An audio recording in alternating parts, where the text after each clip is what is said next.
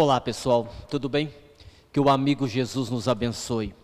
Sempre que nós começamos uma palestra, temos o hábito de desejar paz, alegria, saúde e felicidade. Mas nesse momento, nesta noite, nesse instante, nós gostaríamos de desejar quietude interior, que parece pouco, mas no mundo que nós vivemos é muito. Nós vivemos num mundo, digamos assim, no bom sentido da palavra, um tanto que maluco, onde pessoas um tanto que estranhas fazem coisas estranhas e deixam esse mundo maluco como ele está. Quando a gente faz uma análise mais séria dessa questão, a gente sabe que os nossos medos, as nossas carências, o nosso egoísmo exacerbado, as personalidades narcisistas, aos poucos vai fazendo com que a gente tenha um comportamento estranho. E ao ter esse comportamento estranho, entre aspas, a gente vai se distanciando daquilo que a gente mais quer, que é ser feliz. Eu observava isso outro dia. Quantas e quantas vezes a gente diz que quer ser feliz, porém o nosso comportamento quase sempre nos distancia desta felicidade. Observem, quando a gente fala sobre felicidade, e outro dia eu fazia uma palestra sobre felicidade, e eu falava do carpe diem. Carpe diem significa viver o dia de hoje, viver o agora, viver o momento. E essa palavra, ela pode ser usada tanto no sentido negativo como no sentido positivo, a depender do contexto que você está colocando. E naquele momento eu colocava a palavra no sentido positivo, dizendo que nós precisamos viver o dia de hoje, que nós precisamos buscar a felicidade agora. E como isso tem sido difícil. Então você pega as pessoas, e claro, há muitas exceções, mas de uma forma geral, nós estamos tão preocupados com o que os outros vão achar, que às vezes nós estamos lá numa montanha russa, estamos vomitando e ainda assim fazemos um selfie. Não importa que a pessoa veja que estamos vomitando, importa que ela veja que nós estamos na Disney. Então, não é mais importante viver aquele momento de felicidade. É mais importante mostrar ao outro que nós estamos felizes, se é que nós estamos felizes. A gente vai percebendo que no comportamento cotidiano, muitos de nós tentamos às vezes convencer os outros de uma felicidade que na verdade nós não temos. Nesse sentido de causar uma inveja às outras pessoas. E isso tudo vai fazendo com que a gente não tenha essa quietude interior, essa pacificação íntima, para que a gente possa, de fato, sermos felizes. Bem, vamos à nossa palestra. Nós hoje vamos fazer uma palestra de lançamento do livro Saúde Psíquica, a obra que está sendo lançada e que fala sobretudo sobre saúde, saúde integral. E quando nós falamos de saúde na visão holística, quando nós falamos de saúde integral, nós estamos falando da saúde do corpo, da mente e do espírito. E se nós formos falar da saúde do corpo, precisamos considerar que a saúde do corpo depende de dois elementos. E aqui nós vamos deixar de lado as questões kármicas. Aqui nós não vamos fazer uma abordagem considerando os erros do passado, os equívocos do passado. Quando nós analisamos apenas a encarnação atual, o momento atual, nós podemos afirmar que a saúde do corpo depende de dois elementos. O primeiro, as emoções. Aquilo que eu sinto influencia na minha saúde ou na minha enfermidade. Ora, por quê? Porque, por exemplo, tudo que nós vemos fora de nós, de certa forma, é contaminado por aquilo que carregamos dentro de nós. Ou seja, a realidade que nós vemos não é exatamente aquilo que nós vemos. Porque toda a avaliação, todo o julgamento, toda a opinião que eu dou sobre um fato externo depende muito de como aquilo está resolvido ou não dentro de mim. Aguinaldo, eu não entendi. Então vamos lá, vamos dar um exemplo. Imagine uma pessoa que tenha vivido uma experiência de solidão. Suponhamos que ela foi abandonada pelo pai ou pela mãe, ou na adolescência ela foi abandonada pelo grande amor da sua vida. Então ela viveu aquele momento de solidão. e não conseguiu superar aquele momento de solidão. Ela não conseguiu superar aquele trauma. Com o passar do tempo, se esta pessoa não tiver resolvido isto, provavelmente ela vai ter uma dificuldade em encontrar uma pessoa que ela possa ser feliz. Porque movimentada por algo que não está bem resolvido dentro dela, ela não vai buscar uma pessoa, num relacionamento afetivo, que seja uma pessoa que esteja em sintonia com ela. Movimentada por essa solidão, ela vai buscar alguém para não ficar sozinha. É a realidade íntima contaminando aquilo que está no externo. Por exemplo, o marido chega para a esposa e diz assim: olha, meu bem, eu estou precisando fazer exercício, estou acima do peso, vou entrar numa academia. E suponhamos que esta esposa tenha tido uma experiência e não tenha vencido um complexo de inferioridade. Então ela guarda um certo ciúme, um ciúme doentio, um ciúme neurótico. E quando o marido disser: mas eu vou na academia para fazer exercício, ela logo vai dizer: mas o personal trainer é homem ou é mulher? Porque se for mulher, pode gostar de você, você pode gostar dela, você pode me trair. E ela desenha toda uma situação que na verdade não existe. Ou seja, a realidade externa, ela sempre é interpretativa. Nós interpretamos segundo aquilo que temos dentro de nós. Então, sentimento, emoção, influencia na nossa saúde física. Porque naturalmente, quando eu tenho esse padrão vibratório, quando eu tenho esse modo de pensar, com o tempo eu vou adoecendo o corpo físico, o que nós vamos ver mais para frente, porque o livro Saúde Psíquica, ele fala muito sobre isso, saúde mental, saúde espiritual e saúde física. E o outro elemento que também o livro trata é do pensamento. Assim como as emoções, assim como os sentimentos, os pensamentos também influenciam no nosso bem-estar, ou não. Por exemplo, eu acompanhei o caso de um homem, de um senhor, que ele estava com câncer, já haviam 6 anos, estava tudo bem, mas ele não sabia que estava com a doença. Quando ele foi fazer um exame de rotina e descobriu que estava com a doença, alguns meses depois ele morreu. Neste caso, olha que interessante, ele era uma pessoa que sabia, conseguia conviver com a doença, mas não conseguiu conviver com o diagnóstico. Há pessoas que são assim. Às vezes nós somos muito pessimistas, muito negativos, excessivamente preocupados, e nós então não conseguimos conviver com o diagnóstico da doença. Num caso desse, sem dúvida alguma, o pensamento pessimista acelerou o processo. Os médicos, por exemplo, eles classificam em 2 grupos as pessoas que têm doenças graves ou doenças incuráveis. Aquelas pessoas que o médico às vezes diz assim: olha, vai viver mais 1 ano, 2 anos no máximo, e a pessoa vive 8, 9, 10. E aquelas outras pessoas que os médicos dizem: não, olha, é possível ter uma vida relativamente longa e alguns anos depois a pessoa morre. O que é isso? Postura mental, postura psicológica. Nós tivemos um exemplo na nossa casa. Nós atendemos um senhor nos tratamentos espirituais, e vejam bem, quando ele começou o tratamento, há 4 anos atrás, ele já estava com 78 anos, e ele estava com um câncer no pulmão, um câncer no estômago e um câncer no fígado, o estado gravíssimo. 4 anos depois, ele ainda foi atendido semana passada, estava feliz, e ele disse assim para a equipe que o atendeu: olha, eu estou feliz. Os médicos disseram que eu posso parar com a quimioterapia, porque as enfermidades, a doença está estacionada.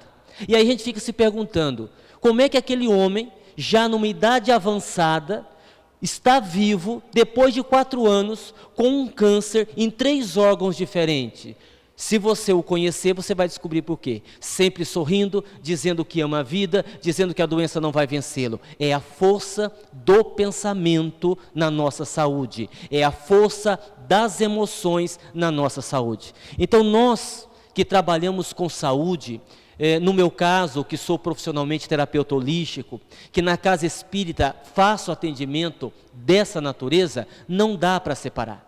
Não tem como separar a saúde física do pensamento, saúde física da saúde emocional. E o livro, como nós já dissemos, que que nós estamos lançando, o livro Saúde Psíquica, fala justamente desta questão, da questão da nossa saúde. Bom, se eu, para ter saúde física, preciso buscar o equilíbrio emocional, para eu ter saúde física, eu preciso conquistar um bom padrão vibratório no que diz respeito àquilo que eu penso, nós haveremos de questionar o que é que nós sabemos sobre nós. Quanto de mim mesmo eu conheço? Se nós fôssemos, por exemplo, e é o primeiro slide que nós vamos passar, se nós fôssemos, por exemplo, fazer essa pergunta para nós, em termos de sentimento, de emoção, de autoconhecimento, quanto você conhece sobre você? E aqui, claro, eu estou colocando num sentido figurado, só para a gente ter uma noção. Olhando para você, quanto você conhece de você? Porque veja bem, quando nós falamos de autoconhecimento, ou quando nós fazemos a grande pergunta, que nós vamos fazê-la novamente no final da palestra, quem é você? Que essa é a grande pergunta da nossa existência, as respostas, elas não podem ser evasivas, porque se alguém pergunta assim, quem é você? Normalmente a gente vai dizer, olha, meu nome é tal, meu sobrenome é tal, trabalho em tal lugar, sou filho da família tal, etc, etc, etc. Isto não define você, não dentro disso que nós estamos explicando. Quem é você? A resposta é, quais são os seus sonhos? A pergunta, quais são os seus sonhos? Quais são os seus medos? O que é que você desejou muito e já desistiu? O que é que te faz feliz? Quais são os seus segredos? O que é que você esconde até de você mesmo? E aí muitas pessoas questionam assim, Aguinaldo, mas isso não é importante para a nossa saúde integral? Se conhecer, conhecer as próprias emoções, isso não é saudável? É evidente que é. E se é saudável, por que as pessoas não se conhecem? Porque é um processo doloroso, porque dói se conhecer. Dói tocar nas feridas internas que nós temos, mas não há outro caminho. É preciso que a gente faça isto, para que a gente possa ter saúde, para que a gente possa ter paz e para que a gente possa ser feliz. Eu de vez em quando ouço algumas pessoas comentando assim, olha, esses jovens que estão aí hoje são os jovens da geração saúde. E eu penso, mais ou menos. Eu diria que muitos deles são os jovens do narcisismo. Porque quando se fala os jovens da geração saúde, supõe-se que estão cuidando da saúde, mas se estão cuidando apenas do corpo físico, então eles não estão cuidando da saúde, não integralmente. Porque se eu vou numa academia, se eu faço exercício, se eu cuido da minha alimentação, isso é muito bom, é saudável, evidentemente. Mas eu não posso colocar isso como sendo uma coisa saudável.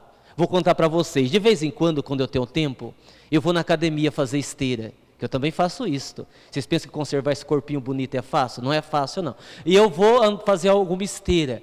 E é impressionante, com todo respeito, eu estou dizendo isso fazendo uma análise, não estou falando mal. E claro que há outras pessoas fazendo esteiras perto de você, então você vai ouvindo a conversa. E normalmente, como as conversas são vazias, outro dia tinha uma jovem senhora conversando com outra jovem senhora, uma numa esteira e outra na outra esteira e eu na esteira do meio. E a outra disse assim para a primeira, mas você parece que está triste hoje. Ah, estou desanimada. Ah, o que é que foi? Ah, você nem imagina. Olha, estou até com os olhos inchados de tanto chorar. Mas o que é que foi? Você acredita que eu engordei 300 gramas? A outra disse, meu Deus, que horror! E elas fizeram daquilo, e elas estavam falando sério. E aí eu me esforçando para não dar risada, eu olhava para uma, olhava para outra, concordava e pensava comigo. Ora, nada de errado em cuidar do corpo. Não estamos criticando a atitude, mas está faltando algo, está faltando um complemento. Então talvez a gente viva uma geração de pessoas que se preocupam com o corpo, mas não necessariamente com a saúde. E quando a gente entra nesse campo de pensamento, de sentimento, de emoção, há muita coisa a ser refletida. Por exemplo, isso daqui, essa pirâmide simbólica, ela resume o que nós estamos falando. Essa pirâmide nós vamos encontrar no livro. Você que adquiriu o livro Saúde Psíquica, nós temos lá vários desenhos, várias situações onde nós vamos apontando de uma forma até bem humorada as explicações que nós fazemos. E aqui, nós temos o resumo do que nós estamos falando. O autoconhecimento, que vai gerar uma reeducação mental e emocional, que vai proporcionar uma autotransformação, que vai alcançar a autocura. Porque, na verdade, meus amigos, meus irmãos, toda a cura, no fundo, é um processo de autocura. Somos nós que nos curamos.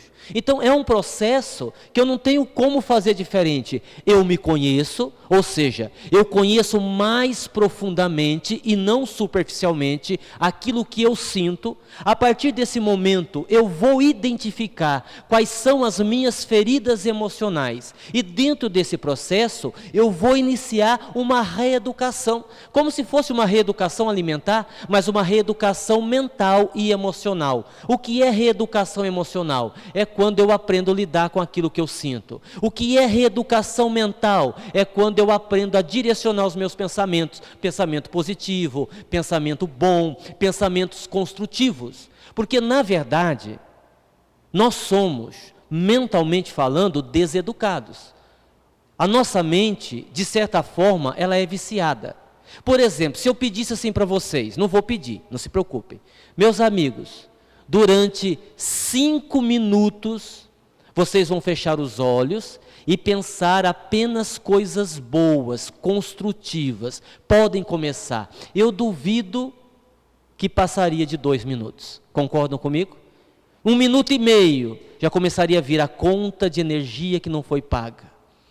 2 minutos e alguma coisa, já viria uma preocupação de um problema que eu tenho que resolver amanhã. E daí a pouco a gente já estaria pensando um monte de coisa. Quer dizer, agora você imagine bem, se você tem uma doença grave, e você não tem a sua mente educada. Então você vai ficar, isso é grave, eu vou morrer, eu tenho certeza que não vai ter jeito. Outro dia eu conversava com uma pessoa, e ela me dizia, mas Aguinaldo, eu estou com uma doença grave. Eu disse, minha filha, fique tranquila.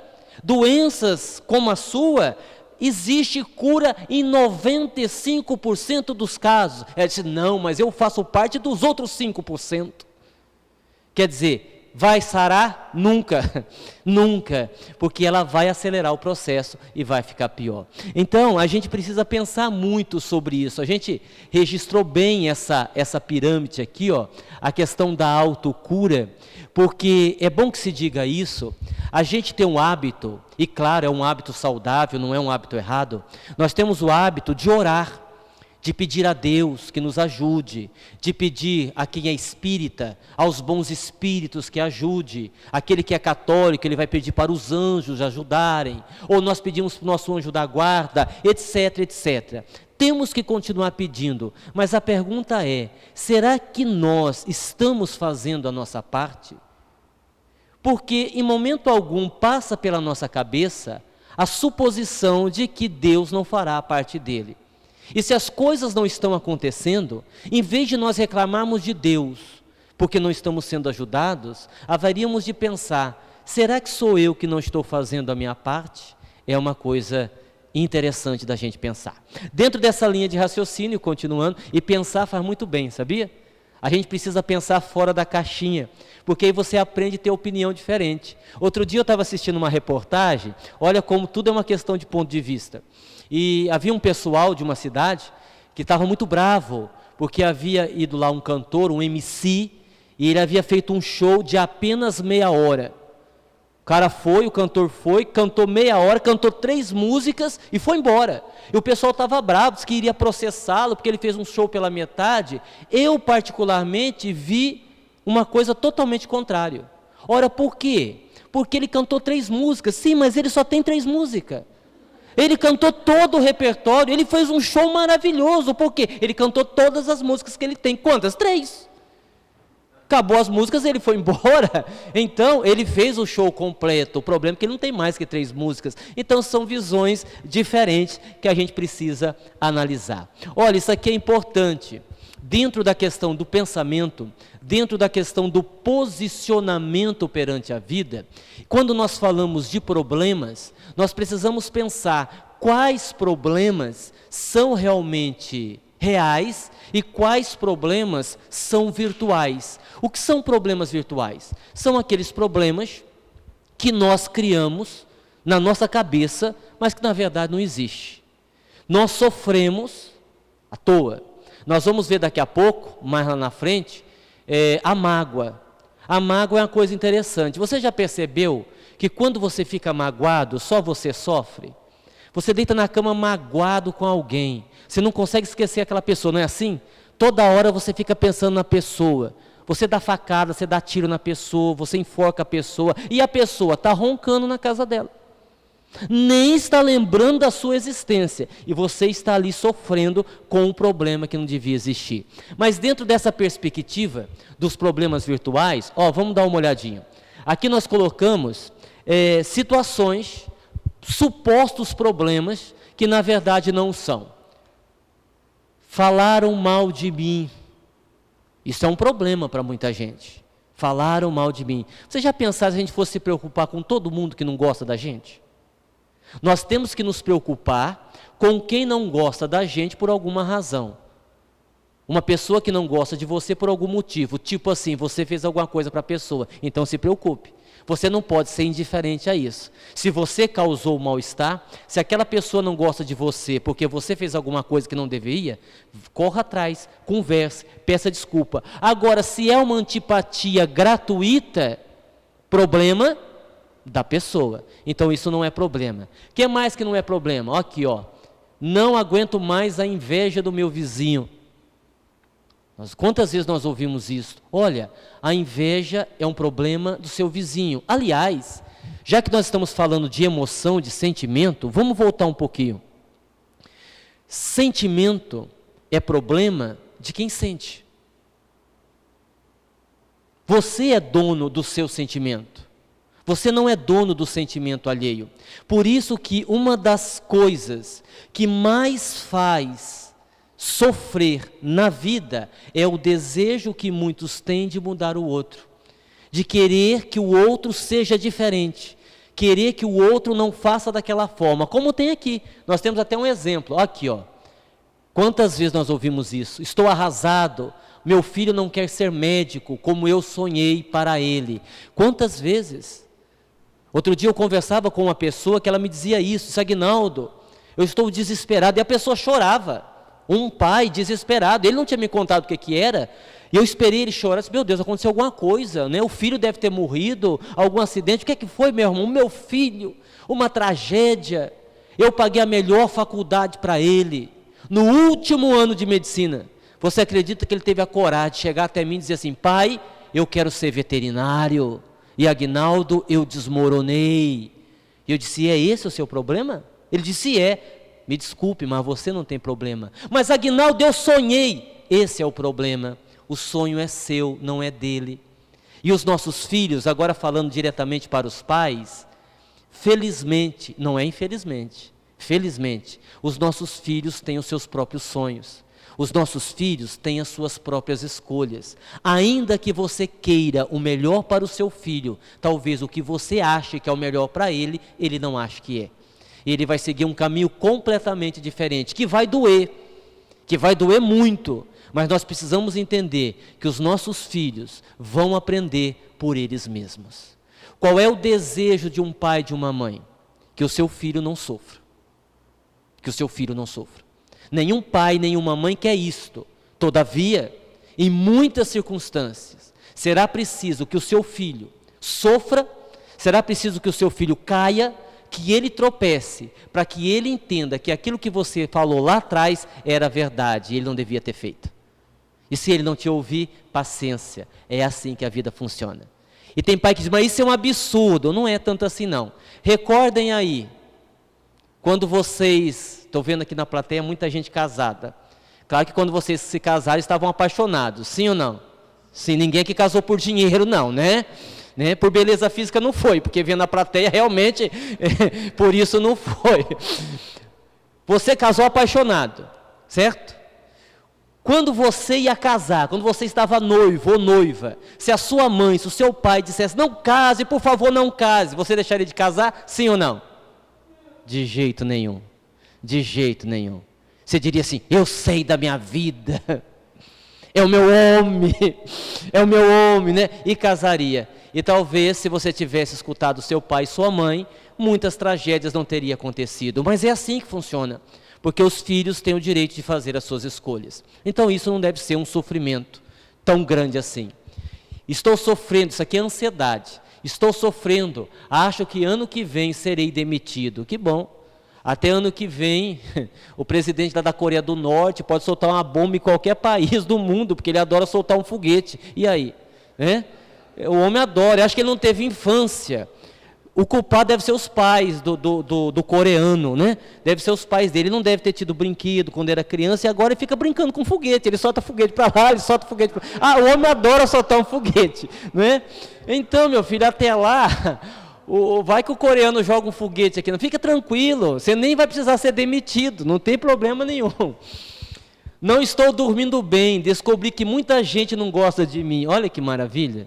Veja se tem cabimento isso, né? E quantas pessoas ficam amarguradas por causa disso. Estou desesperado ou desesperada, aqui ó, engordei 300 gramas, isso aqui foi a moça da academia, me inspirei nela para colocar esse item, né? E as pessoas então vão tendo preocupações que na verdade não são preocupações reais. Nós precisamos aprender a viver. Nós precisamos aprender a viver, sobretudo, com qualidade de vida emocional. Sempre que a gente fala qualidade de vida, a gente acrescenta emocional, porque qualidade de vida está muito ligada a dinheiro. E pesquisas recentes já foram feitas nos Estados Unidos, pesquisas que demonstram que o nível de felicidade não aumenta de acordo com o crescimento do seu ganho econômico. Ou seja, qual é a ideia que nós fazemos? Quanto mais dinheiro nós temos, mais felizes nós somos. Mas pesquisas demonstram que a felicidade não acompanha. Chega um momento que aquilo fica estagnado. Por mais que você ganhe, aquilo já não gera mais efeito algum. Então isso não tem nada a ver com dinheiro, com poder econômico. A má administração dos pensamentos, o que nós estamos falando. Isso daqui, esse slide, ele resume o que nós estamos colocando. A má administração dos pensamentos e as oscilações emocionais. Então aqui você tem um quarto todo bagunçado. Isso aqui eu não vou dizer em quem eu me inspirei, porque não pode, né? Mas eu me inspirei em alguém, um quarto todo bagunçado, dando a entender o que? Não é o quarto bagunçado, é o pensamento bagunçado. É o pensamento desajustado, é o pensamento desalinhado. E quando o nosso pensamento está assim, nós sofremos muito.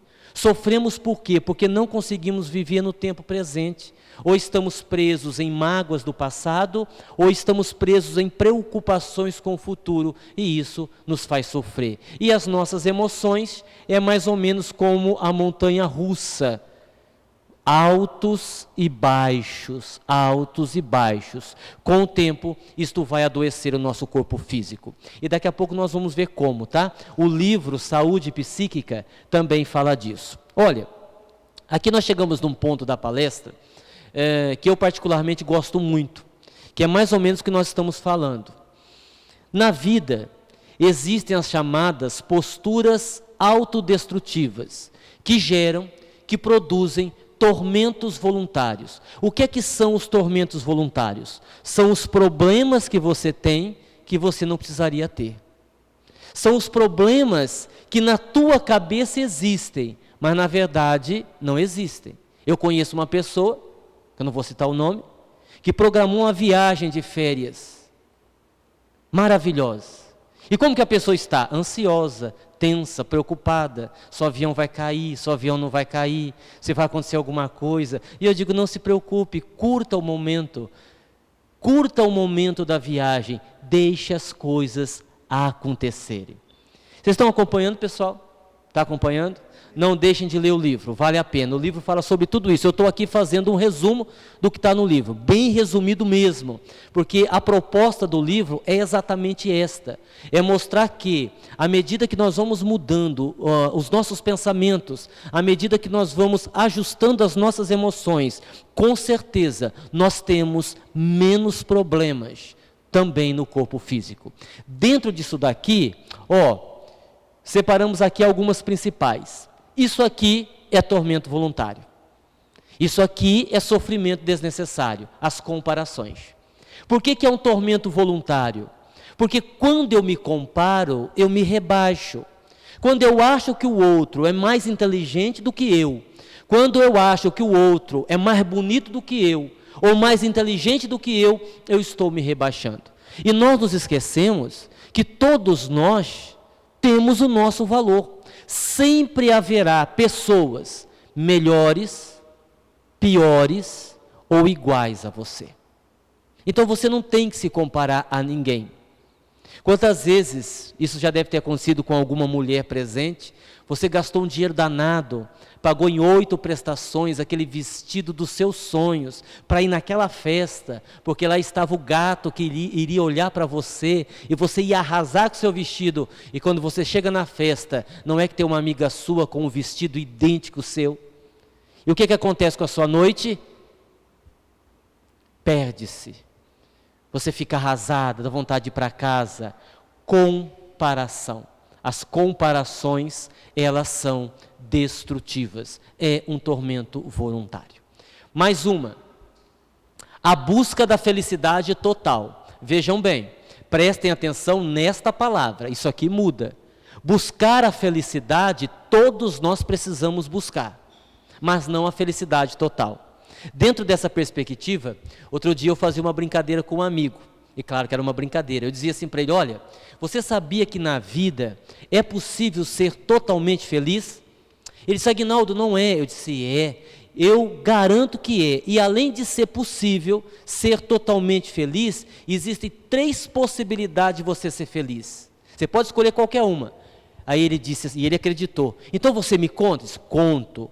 Primeira possibilidade, você compra a capa de invisibilidade do Harry Potter. Segunda possibilidade, você se muda para a terra do nunca do Peter Pan. E terceira possibilidade, você vai fazer propaganda de margarina, porque é o único lugar que tem uma família totalmente feliz. Não existe outro lugar, a única família feliz é essa daqui. Ora, por quê? Porque não existe. Porque é uma família de propaganda de margarina. E uma família de propaganda de margarina tem que ser uma família feliz para vender o produto. Ou seja, felicidade total, no nosso estágio evolutivo, além de não existir, seria uma tragédia. Se na nossa vida, aqui na Terra, nós fôssemos totalmente felizes, se não houvesse interrupção na nossa felicidade, primeiro que a gente não saberia o que é felicidade. Porque você percebe o que é bom quando você sente falta. Quando você perde, que você dá valor. E outra coisa, se nós tivéssemos uma felicidade plena, total, o que aconteceria? Nós não iríamos evoluir, nós estacionaríamos, porque querendo ou não, e claro que aqui ninguém tem que gostar de sofrer, mas vamos ser honestos, sem o sofrimento, nós nos movimentaríamos muito pouco no sentido de melhorarmos. Podem perceber, às vezes uma doença grave, uma perca financeira significativa, alguma situação mais dolorosa, a gente ora mais, a gente tem mais fé, é ou não é? Eu fico às vezes observando uma pessoa que a vida está tudo bem, é interessantíssimo como ela faz prece, veja se isso já não aconteceu com vocês, ela vai orar, mas está tudo bem na vida, está com dinheiro no banco, não tem problema nenhum, ela vai fazer a prece de Pai Nosso, então ela faz assim, Pai Nosso que está no céu, santificado seja o vosso nome, venha a vossa vontade, a vossa vontade, assim seja. Mas numa rapidez inacreditável, quando não, ela diz assim, Pai Nosso, que está no céu, santificado. E termina a prece no outro dia. Vocês já terminaram a prece no outro dia, quando vocês acordaram? Sejam honestos, já, né? Quando tem um problema, como muda? A pessoa vai fazer a prece assim, Senhor, Pai de amor, de bondade, Jesus, mestre amigo, Dr. Bezerra, Eurípides Bassanufo, Chico Xavier, São Pedro, Santo Antônio, São João, Maria de Nazaré, e a gente já vai para a igreja católica, vai para tudo quanto é santo e espírito que existe, e a prece vira uma palestra de 45 minutos. Se o problema passar, nós voltamos àquela situação. Então, nós precisamos dessas dificuldades para podermos evoluir. Ou seja, quem busca a felicidade total está arranjando para si mesmo um tormento voluntário, porque essa felicidade total não existe. Que mais? O distanciamento de Deus. O distanciamento de Deus, que é justamente quando nós caímos na armadilha da revolta. Quando eu não aceito o que acontece comigo, naturalmente eu abro espaço para uma revolta dentro de mim. E óbvio, quando eu me revolto, eu me distancio de Deus. E aí eu coloquei essa pessoa aqui com fone de ouvido, porque na verdade eu queria encontrar alguém com um ponto. Sabe aqueles pontos eletrônicos que algumas pessoas usam para fazer prova do Enem? Aí ele está lá fazendo a prova, tem um ponto eletrônico aqui, tem um amigo lá na rua passando todas as respostas para ele. Pois bem, aí na hora que vai começar a prova, o amigo está passando as respostas, mas tem um problema no ponto eletrônico. E ele ouve assim, ó. E ele... Não adianta, ele não ouve nada. Quando nos revoltamos, a intuição acontece isto. E aí a gente diz assim, mas não sei, parece que Deus não ajuda. Deus ajuda, mas acontece que o teu ponto deu problema, porque você se distanciou de Deus. E aí o seu tormento se amplia, porque convenhamos, se com Jesus é difícil, sem Ele é impossível. Essa que é a grande verdade. Tormentos voluntários. Aqui, deixa eu fazer essa explicação primeiro. A gente precisa, dentro disso, adquirir aquilo que nós chamamos maturidade emocional. Maturidade emocional, que está dentro do tema do livro, significa você ter uma sabedoria para lidar com a vida. Vocês perceberam que quando nós perdemos o controle das nossas emoções, nós ficamos meio que irracionais? Nós damos um espaço imenso para o instinto. Parece aquelas torcidas organizadas que se dedicam à violência. E as pessoas dizem, mas o que é que acontece? Outro dia uma pessoa me perguntou assim, olha, mas aquelas torcidas agressivas que vão para os estádios para brigar, o que é aquilo? É uma obsessão coletiva? Não. É que quando você está no meio da multidão, aquela multidão ganha uma identidade própria e a sua identidade pessoal desaparece. Então você é levado a fazer coisas que você sozinho não faria. Porque acho que até por um reflexo de quando nós vivíamos nas cavernas e precisávamos viver em grupo para a nossa segurança, acontece meio que isso. Nós ficamos um tanto que irracionais. Basta que haja um problema mais grave na vida para a gente já perder a fé, para a gente já achar que Deus não nos ajuda. E aí eu encontrei nas redes sociais, nas internets da vida, uma mensagem do Padre Léo. O Padre Léo foi um orador extraordinário, um padre que ele arrebanhava multidões. E o Padre Léo, eu acho que foi mais ou menos no ano de 2006, 2007, não tenho certeza, ele descobriu um câncer. E o câncer foi assim, em poucos anos o câncer... mas destruiu fisicamente. Tanto é que se você for na internet e você digitar lá, por exemplo, palestras do Padre Léo, você vai ver um monte de palestra muito bonita. Aí você digita assim, a última palestra de Padre Léo, ele já na cadeira de roda, você não o reconhece. Em um ano, ele mudou toda a sua fisionomia por causa do câncer. Ele era fumante. Então, numa entrevista, numa conversa com outro padre, ele disse uma coisa que eu achei assim extraordinária. Quando eu li, eu separei para passar para vocês. O Padre Léo disse assim, ó: meu filho, eu nunca pedi a Deus que me curasse do meu câncer, porque seria muito injusto eu plantar limão e querer colher outra coisa. Eu fumei a vida inteira, então eu peço a Ele que me ensine a morrer do jeito certo. Se eu não faço a minha parte, eu me pergunto, será que é honesto eu pedir a Deus que faça a dele? Ele já fez a parte dele, nos dando a vida. Precisamos fazer a nossa parte, cuidando dela. Padre Léo, que é esse jovem senhor, que já morreu. Sim, e é bem isso mesmo, né? Nós estamos fazendo a nossa parte. Eu pus alguns textos aqui, que aí a gente tem que ler, fica até um pouco cansativo, mas vale a pena. Falando de pensamentos, de formas pensamentos, o livro Saúde Psíquica, ele fala muito dessa questão das formas pensamento. Vocês sabem que as formas pensamentos, elas têm vida. Pensamento tem cheiro, pensamento tem cor, pensamento tem peso. Então, se você tem um lar, por exemplo, que vive em desequilíbrio, palavrões, gritaria, brigas constantes, isso tudo é jogado na psicosfera. E você tem ali uma energia extremamente perniciosa, que pode inclusive adoecer você. Aí a pessoa tem uma virose, não sabe de onde que vem. A pessoa pega uma gripe e não sara nunca. A pessoa tem dor no corpo e não sabe de onde que vem. Às vezes a pessoa come uma fruta que está em cima da mesa e tem uma diarreia. Por quê? Porque aquela fruta pode ser contaminada pela psicosfera energética que está ali. Para vocês terem uma ideia, nós moramos aqui numa região, Votuporanga, que tem muita queimada da cana-de-açúcar. Então sabe quando eles estão queimando cana-de-açúcar, a cana, e fica caindo aquelas fuligens? Sabe aquelas fuligens? É exatamente isso que acontece no âmbito espiritual, quando você tem uma energia pesada, dentro de um lar, dentro de qualquer lugar, onde não se tenha vibrações construtivas. Isso serve para o individual, isso serve para o coletivo. Então isso é uma coisa muito séria. Porque às vezes a gente pensa que é um obsessor, que é uma perturbação espiritual, e nada mais, nada menos nós estamos com uma carga energética deletéria, adoecida, certo? Antes da gente falar disso, vamos aqui falar mais um pouquinho dos problemas que nós não temos e que nós criamos para nós, os tormentos voluntários.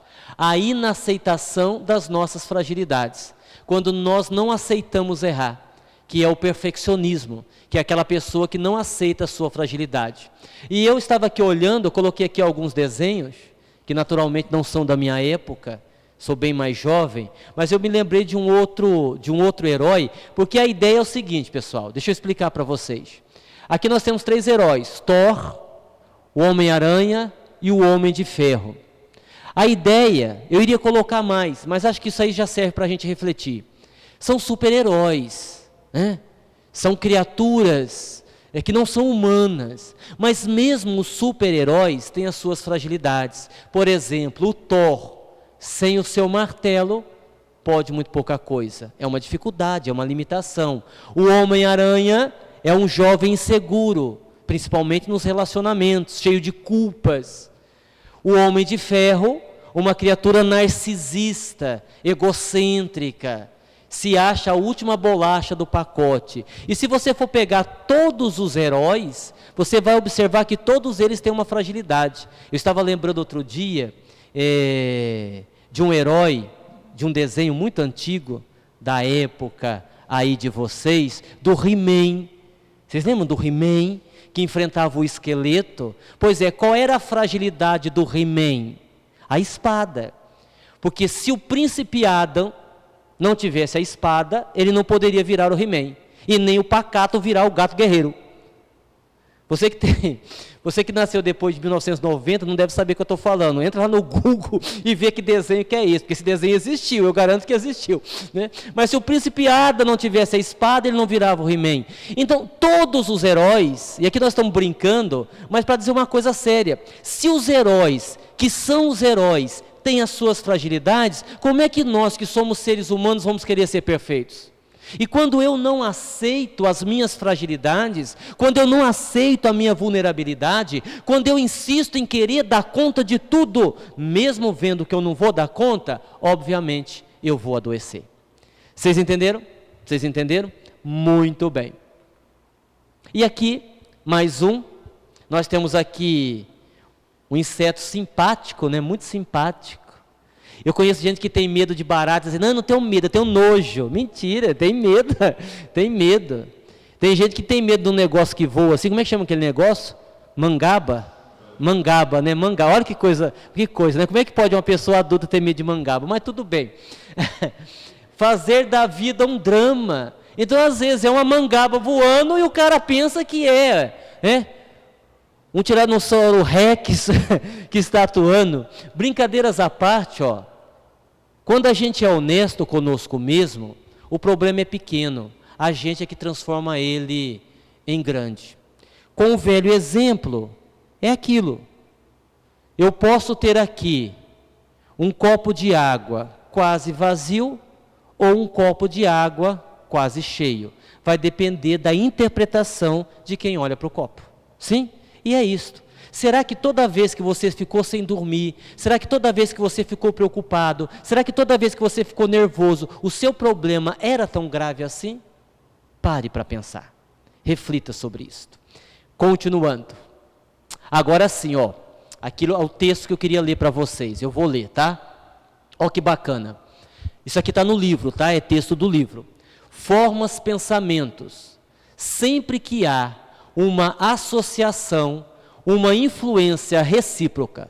Sendo assim, as correntes mentais estão por aí, viajando à semelhança das ondas de rádio. Isso significa que todos são, ao mesmo tempo, emissores e receptores das criações mentais. O que é uma criação mental? É aquilo que você pensa, é aquilo que você cria. E qual é o problema disso?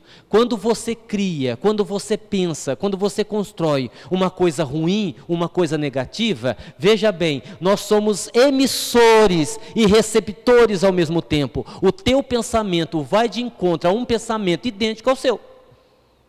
E o que vai acontecer? Você vai acumular a tua energia negativa e a energia negativa de todas aquelas pessoas que têm o mesmo padrão vibratório que você. Certo? O livro continua e explica mais. Ele diz assim: nas redes sociais, quando alguém posta algo que em pouco tempo é compartilhado por muita gente, usa-se habitualmente a expressão viralizou.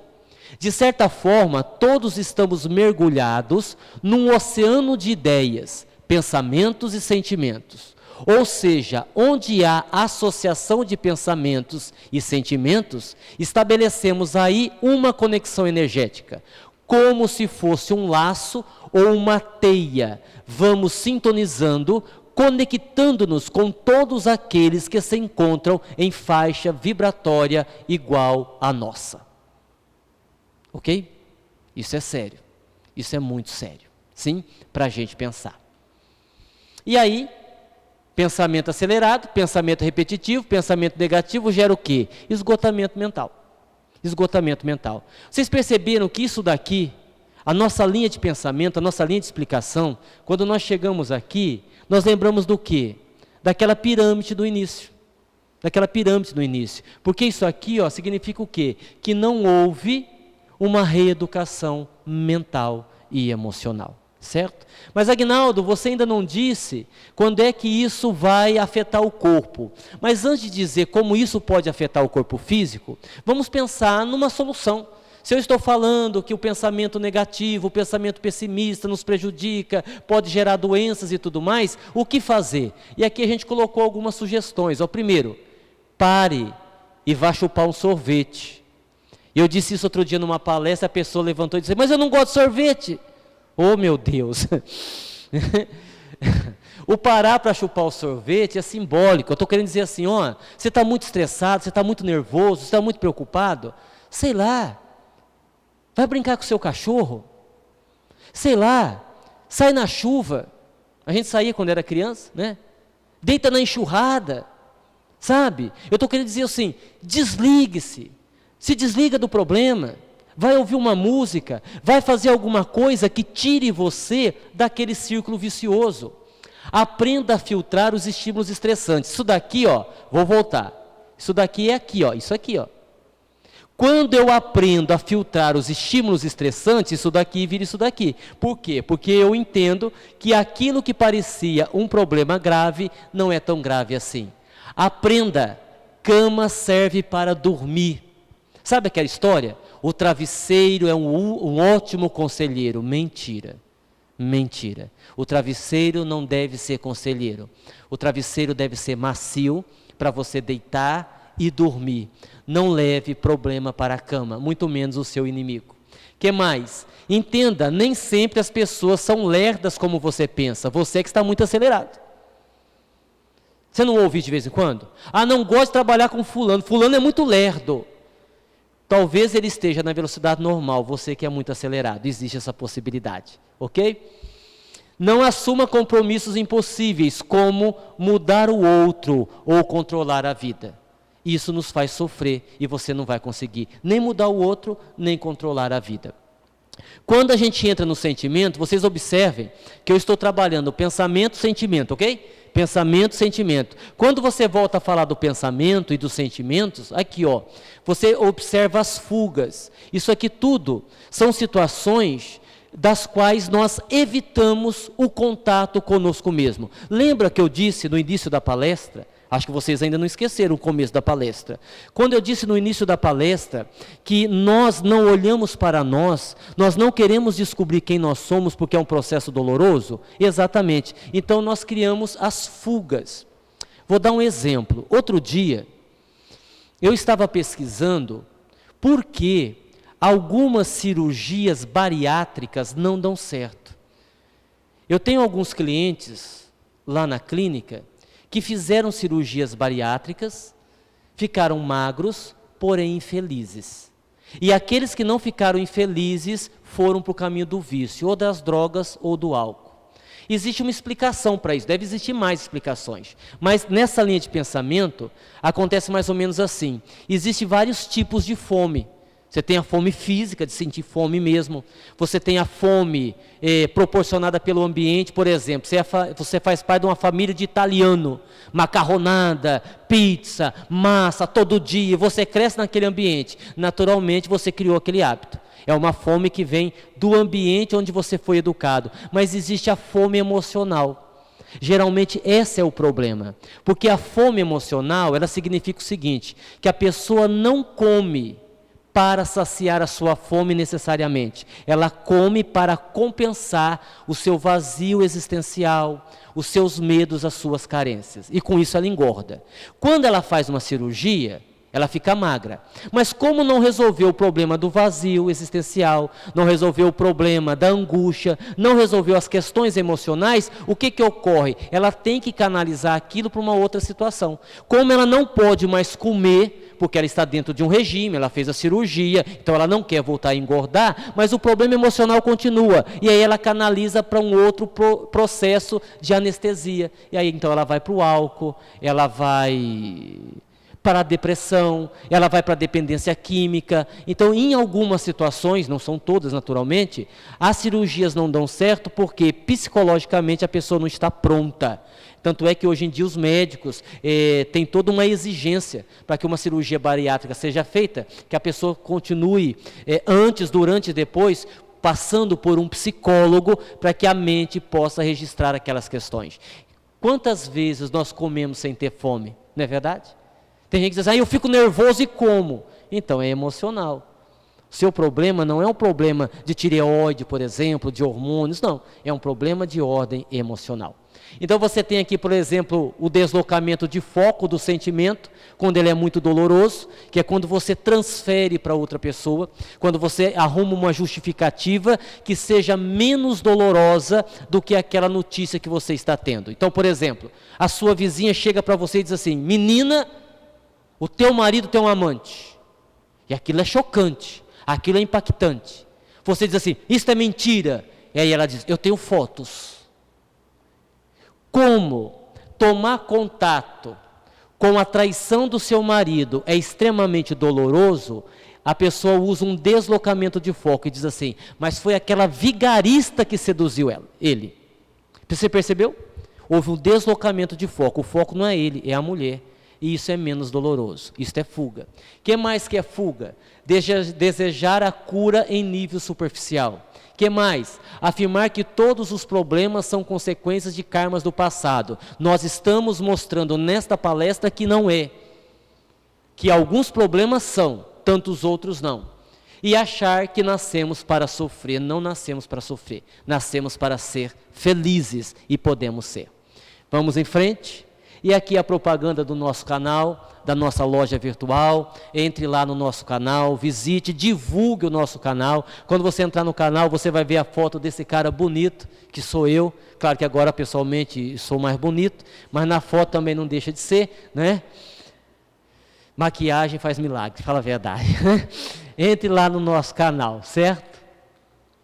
E aqui nós estamos caminhando para as últimas reflexões, para as últimas análises. Então, agora sim eu quero falar de algumas situações situações físicas, que podem estar sendo causadas por problemas emocionais. Por exemplo, pode acontecer de uma pessoa não ter o desejo de enxergar a vida como ela é, sabe aquelas pessoas que fecham os olhos para a realidade? Ela pode desenvolver um problema na visão. Ou não. De repente a pessoa não enxerga. Que problema emocional eu tenho? Nenhum, é catarata mesmo.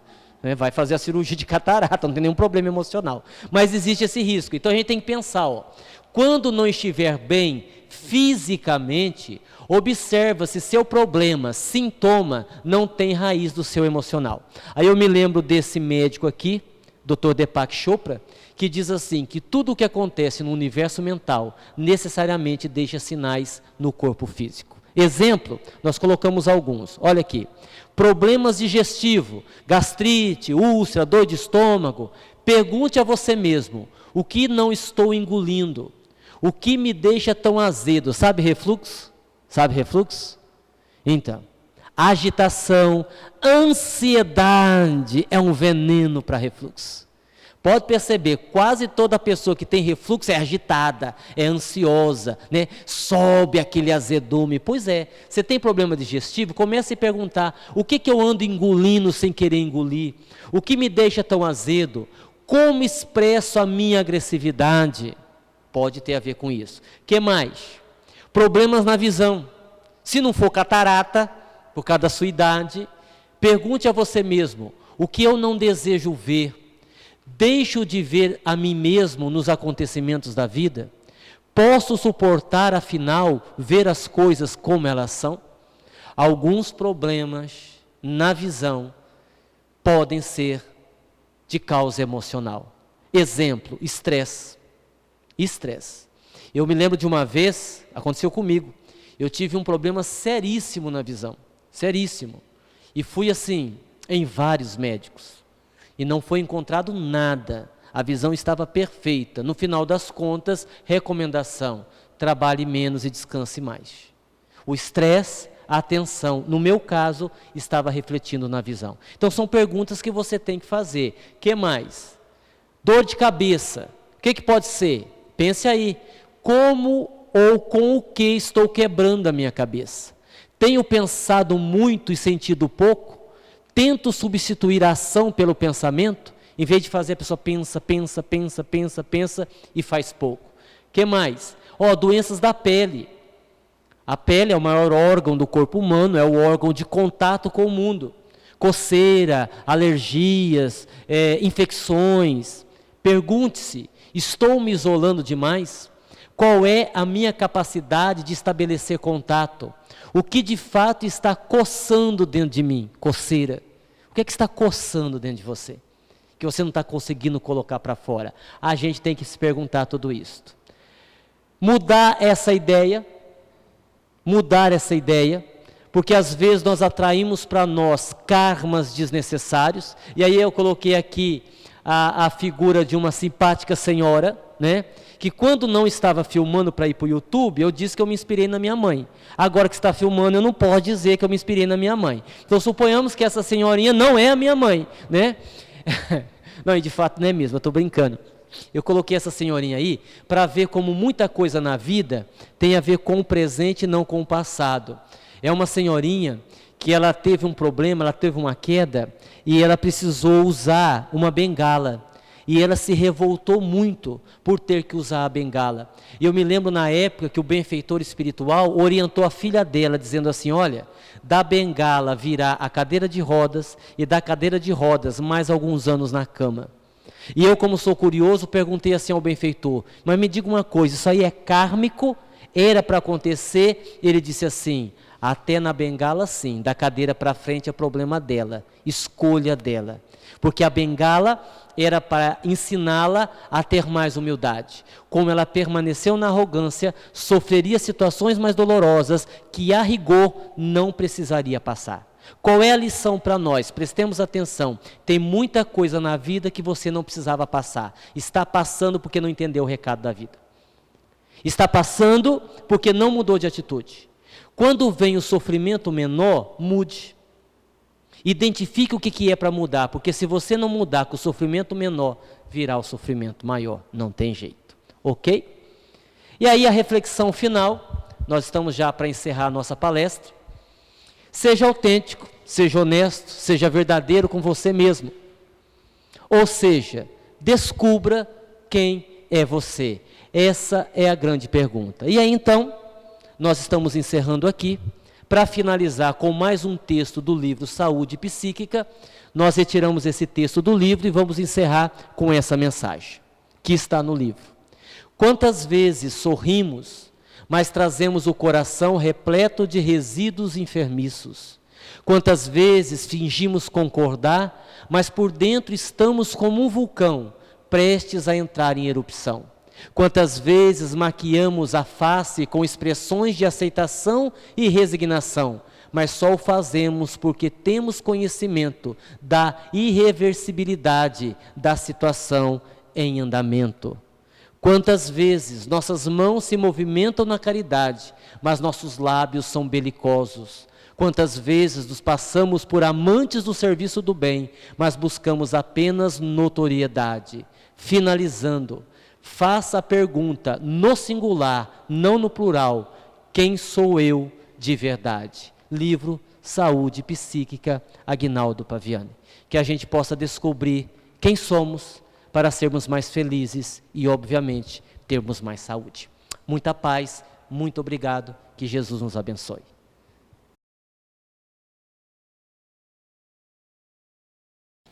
Ainda impulsionados,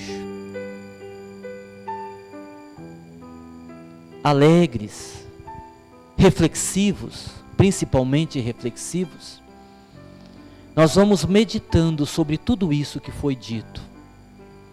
Vamos trazendo a mensagem para dentro de nós. Este momento não é um momento de pensarmos num amigo, na esposa, no marido.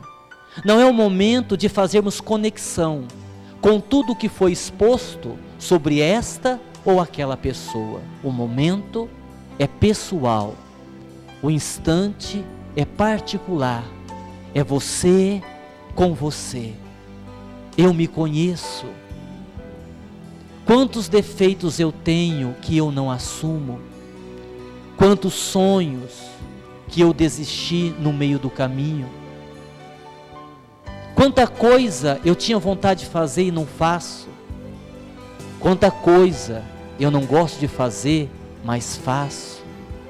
Quantas pessoas estão precisando do meu perdão? Para quantas pessoas eu estou precisando pedir perdão? Quantas vezes nos últimos dias eu amei, eu fui amado? Quantas vezes eu disse eu te quero bem?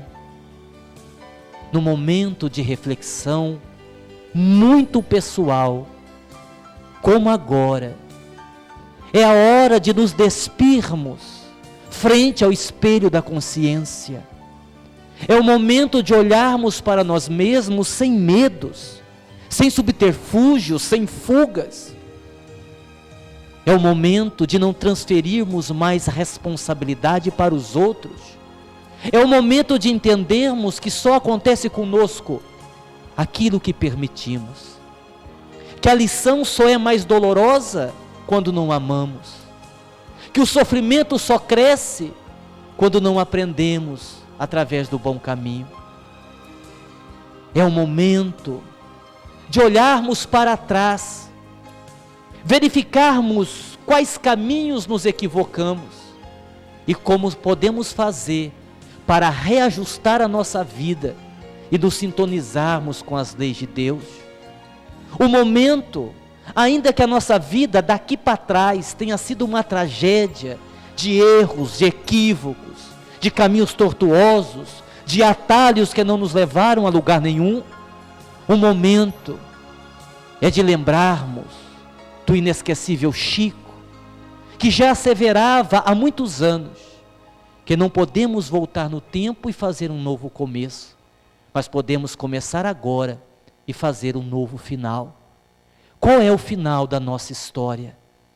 Se a sua vida terminasse hoje, como você assinaria o livro que contém a história da sua vida? Se amanhã a morte viesse lhe buscar, se nesta noite, quando você deitar para dormir, você não acordar no corpo amanhã cedo, o que é que terá ficado? O que é que você vai deixar como recordação? Quantos amigos, quantos inimigos? Quanta coisa por fazer, quanta coisa que poderia ter feito e não fez, quanta coisa que não deveria ter feito e fez. O momento é grave. A crise mais grave de todas as crises políticas, financeiras, econômicas, é a crise existencial. E a crise existencial nos empurra justamente para isto, para o olhar sincero sobre nós mesmos. Amei o suficiente, vivi intensamente, perdoei quando tive a oportunidade, e se eu não fiz nada disto, por que estamos aqui? Se você ainda não começou, o que é que você está esperando? Se você é apenas aquele que carrega o rótulo de cristão, se você é apenas o estudioso dos ensinamentos do Cristo, mas ainda não vivencia a sua mensagem em tua alma, em teu coração, qual é o sentido da tua existência? Porque as regiões de sofrimento além da terra estão repletas de intelectuais, de sacerdotes, de líderes religiosos que conheciam o Velho e o Novo Testamento, que conheciam as leis, que sabiam os capítulos, os versículos, e apesar de todo este conhecimento, estão chafurdados no lodaçal do sofrimento, carcomidos pelo remorso, pela culpa, e uma culpa mais intensa, porque sabiam e não fizeram, conheciam e não se movimentaram mais intensamente, na busca da conquista de um homem melhor, mais afinado com a proposta do Cristo. E a vida passa, num instante a vida passa, num piscar de olhos a vida passa. Ontem estávamos brincando de boneca ou de futebol, correndo, despreocupados. De repente, a jovialidade, a adolescência, a responsabilidade e logo depois, as marcas das rugas no rosto, o envelhecimento, a debilidade orgânica. Então, muitos de nós iremos acordar para o valor da vida tarde demais, quando o corpo físico já não corresponde mais à gana do espírito de fazer, quando despertamos tarde demais, o espírito quer, mas o corpo não pode mais.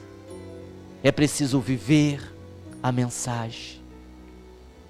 Num mês em que se faz a homenagem à Casa Caminho de Damasco, uma simbologia profunda que retrata a mudança profunda do doutor da lei em cristão. Como Saulo, é preciso que fiquemos cegos diante daquilo que é material, diante daquilo que enche os nossos olhos, mas nos traz só sofrimentos, para vislumbrarmos-nos com a luz da esperança, emitida por aquele que é o Rabi, aquele que é o mestre por excelência, aquele que representa a luz, iluminando o final do túnel, quase sempre escuro, das nossas existências medíocres. Quando falamos de saúde psíquica, falamos de saúde espiritual, saúde emocional, falamos de amor.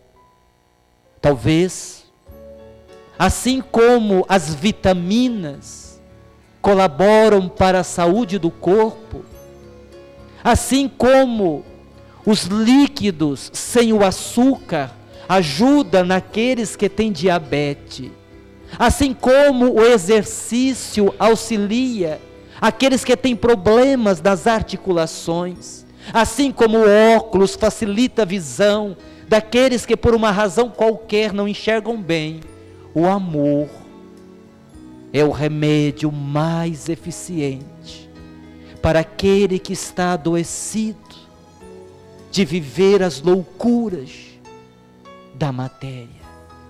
O amor é a vitamina do espírito. O amor é a injeção de ânimo para prosseguirmos apesar de tudo. Amemos profundamente, porque o amor traz saúde, saúde integral, saúde da mente, saúde do espírito e saúde do corpo. E que Jesus, o médico por excelência, nos abençoe agora e sempre. Que assim seja.